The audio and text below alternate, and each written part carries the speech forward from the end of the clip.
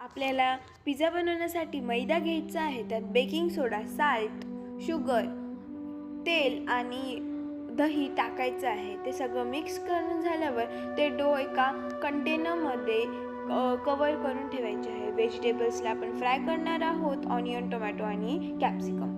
ह्या सगळ्या व्हेजिटेबल्सला आपण रव्यामध्ये टाकणार आहोत आणि मिक्स करणार आहोत.